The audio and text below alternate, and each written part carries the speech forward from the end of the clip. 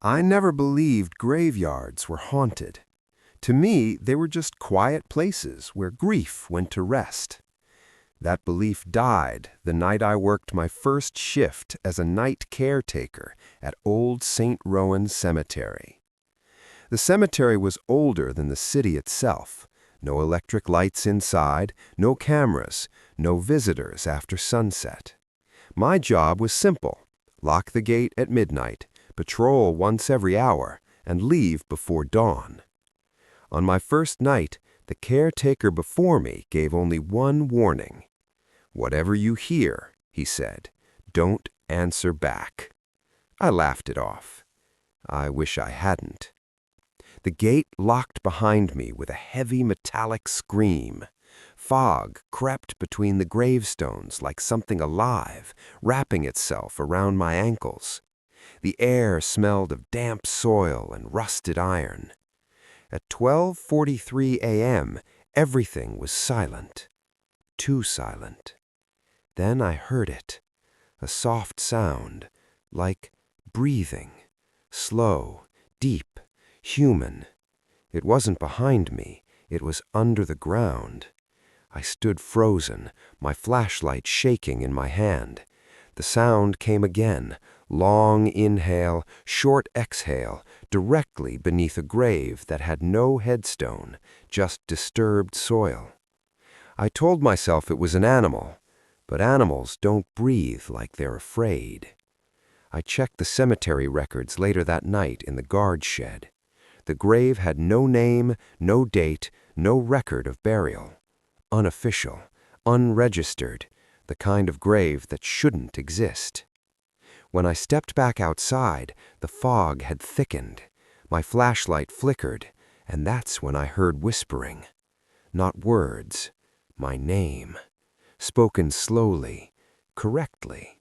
The whispers followed me as I walked.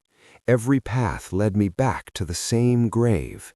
No matter which direction I took, I ended up standing over that breathing soil. At 2:11 a.m., the ground moved, just slightly, like a chest rising. I ran. I didn't stop until I reached the gate.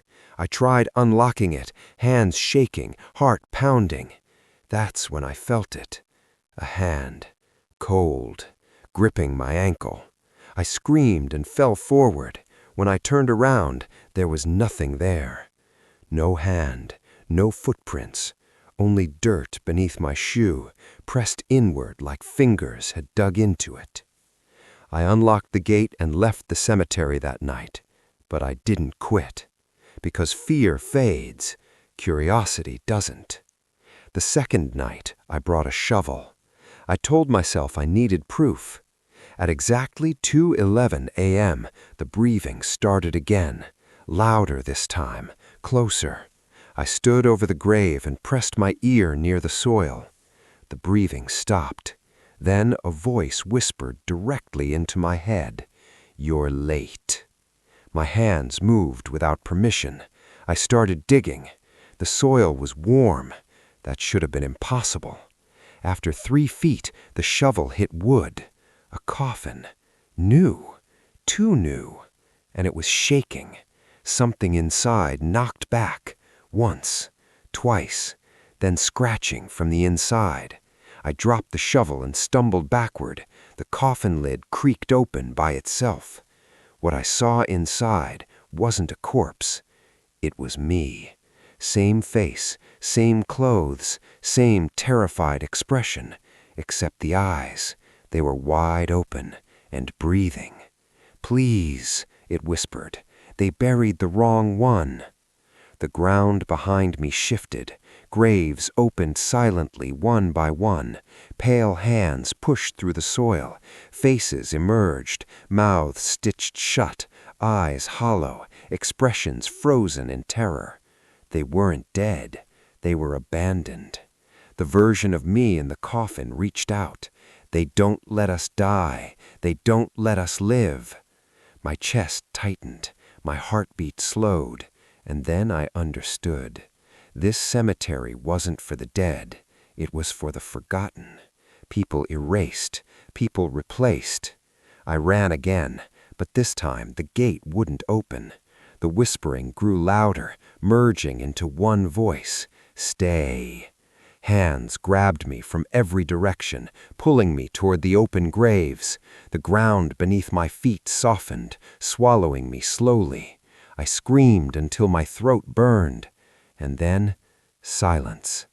I woke up in my bed. Morning light. No dirt, no scratches, no shovel. I quit the job immediately. I moved cities. Years passed. Last week, I visited my mother's grave. Different cemetery, different city. As I stood there, the ground beneath her headstone moved, just slightly, like breathing, and I heard a familiar whisper, "You're late."